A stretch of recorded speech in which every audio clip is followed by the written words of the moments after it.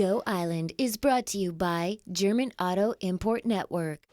Today we are celebrating with Nanaimo Regional General Hospital. It's the 50th anniversary. On today's show, a dream come true for a Nanaimo boy, promoting salmon-friendly lawns in Oceanside and a road trip to Japan, or at least the next best thing. That and more in the next 30 minutes.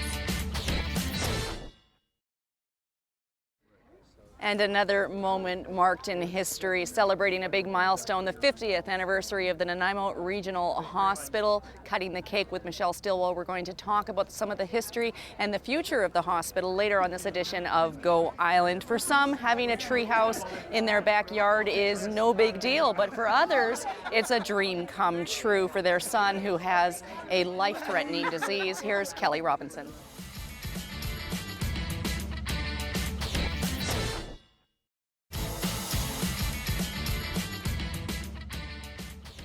You're watching Go Island on Shaw TV Channel 4. Today we are celebrating with Nanaimo Regional Hospital, a huge milestone, 50 years at this location. Brenda Urinuk is the Executive Director with Vancouver Island Health Authority, as well as the site administrator here at the hospital. What does that mean as a site administrator? We'll start there. Well, what the site administrator does is really be the go-to contact person. You probably know that on the Vancouver Island Health Authority, we're organized a little bit differently into programs that cross our geographies. Mm-hmm. So in my regular work, I have with the Health Authority. Okay. I have responsibility for emergency departments, medicine, and renal services. Right. So that's really across the island. Okay. But we know that people work, receive care, and identify with the site in their own location, so their community hospital. Okay. And so VHA assigns one of their executive directors to be the site administrator for each location. And we're here celebrating this site. 50 years ago, January 6, 1953, this hospital was opened.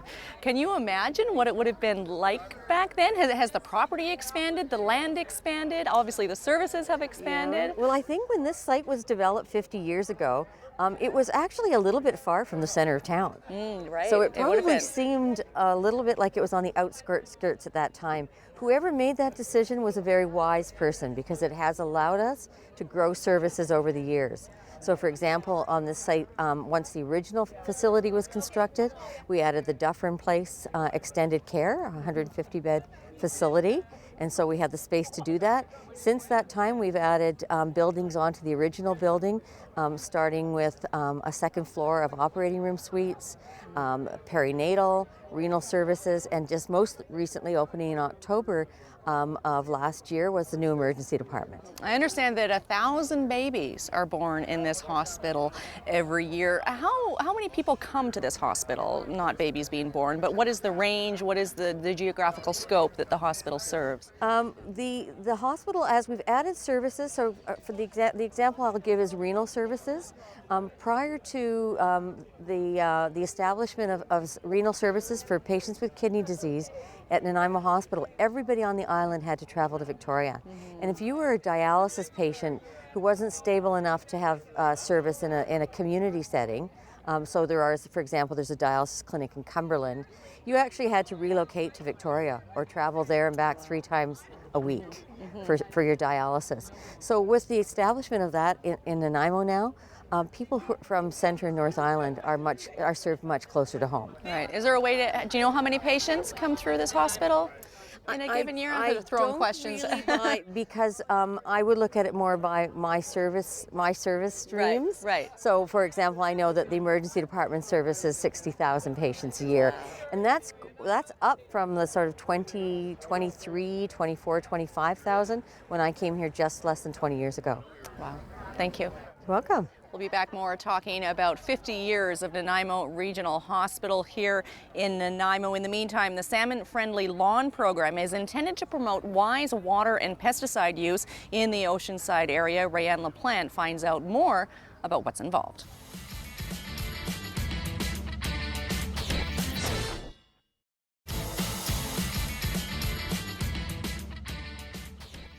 You can call 752-9297 for more information and to get a yellowfish for your lawn. It is a free program operated by the Mid-Vancouver Island Habitat Enhancement Society. We'll be back with more from the 50th anniversary celebrations of the Nanaimo Regional Hospital after a short break. Still to come today on Go Island, taking lessons from the velodrome into the real world and a road trip to Natobe Memorial Garden at UBC. That and more still ahead today on Go.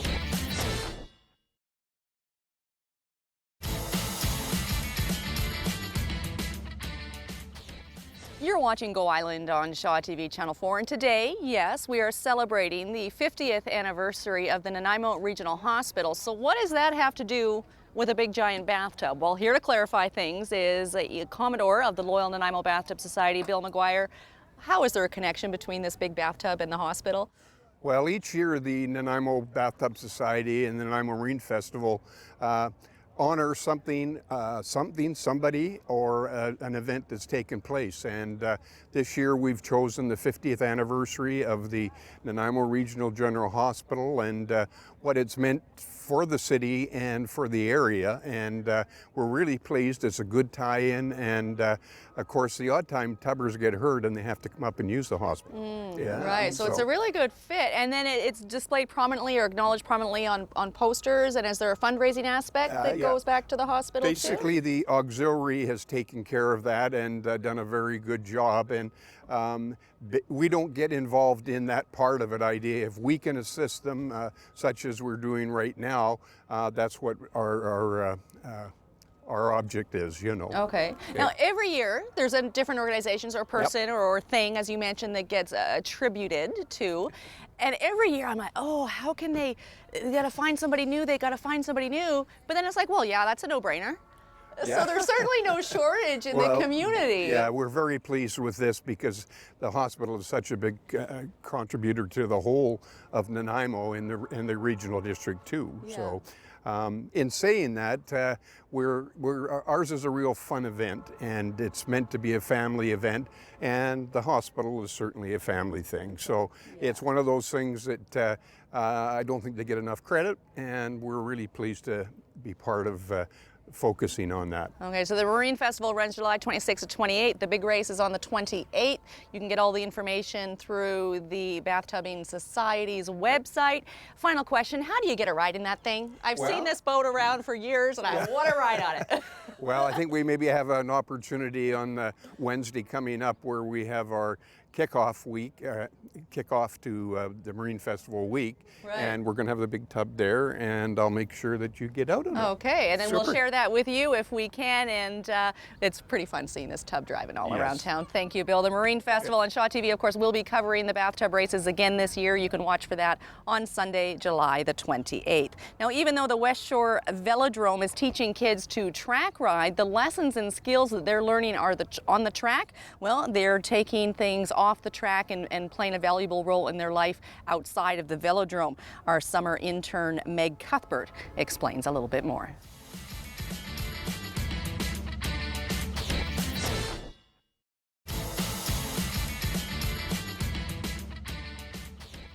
You're watching Go Island on Shaw TV Channel 4. We are aboard the world's largest bathtub. I didn't want to wait for an invitation for next Wednesday. It's pretty cool in here. The next agenda thing would be to get out on the water in the world's largest bathtub. My bucket list for this summer. We'll be back with more on Go Island from the 50th anniversary celebration of the Nanaimo Regional Hospital after a short break.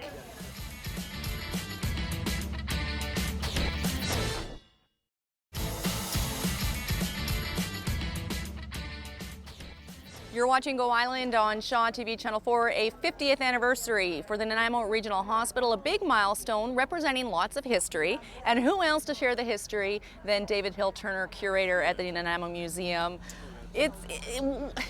I know we can't cover a lot in the 2.5 minutes that we have, but what do you think is the most historical significant thing in the past 50 years about this hospital? I almost said museum. I think it's been this hospital, it's been the community support. And that's always been right through its history from day one when the Hospital Society was founded. It was a community saying we need a hospital and we're willing to support it. And Sometimes physicians weren't paid. They got chickens, they got potatoes, they get paid in produce. Right. But people here realized because of the nature of the community, it was dangerous work, coal mining, forest industry, that they supported the hospital. As a matter of fact, it was the coal miners themselves who payroll deductions, which was an early form of universal health care. Wow. Funded the hospital most of the time. One of the things Brenda from VHA mentioned earlier is that when this hospital was first built, it would have been very remote. This was by no means easily accessible or the center of town. No, it was quite a ways out. And probably people said, what are they building out there for? But again, it's one of those things, the land was provided by the community, by private landowners. Same thing as the third hospital, where it moved from, it had been provided by the coal company. Okay. And the second hospital also been provided. So there's that strong thing of community support right through the whole system. Now, I didn't warn David about any of these questions ahead of time, and I don't know if you're familiar with our series that we have called Clocked. One of the items that I'm now taking off the agenda, because I'm letting the cat out of the bag, is a statue. Nightingale? That's right. Well, tell me a bit about the statue there, and we'll get a shot of it to show the viewers. And now we won't send Todd and Derek out on Clocked for it, because we're giving it away. Well, of course, it commemorates Florence Nightingale, who was the pioneer in the nursing profession. And when the hospital was built here, a sculpture was commissioned and placed there to commemorate that. So it's really quite a nice piece that, again, ties in with the community and the long history of healthcare. And also, because, of course, the Florence Nightingale was from the Crimean War, which also had an impact here on the community, too. I'm nodding like I know all this stuff, and I don't. I'm hearing it all for the first time. Finally, you're working on an exhibit that's going to be at the museum later this year? We're working on a series of new exhibits, a whole new area opening the museum in the fall.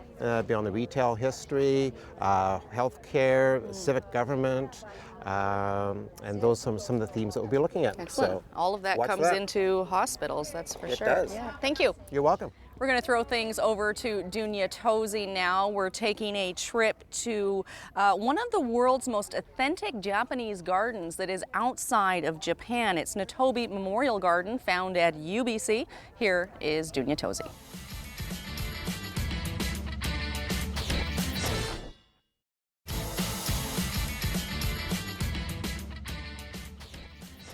The garden is open all year. Tea ceremonies take place on the last Saturday of every month throughout the summer, but you do have to register, and you can do that in advance through www.botanicalgarden.ubc.ca. That brings us to the end of this edition of Go Island. Thank you so much for watching, and once again, congratulations, 50 years of the Nanaimo Regional Hospital.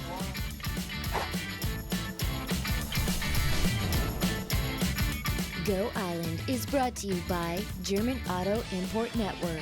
Clothing supplied by Catwalk Fashions. Kate's Hair and Aesthetics provided by Maffeo Salon.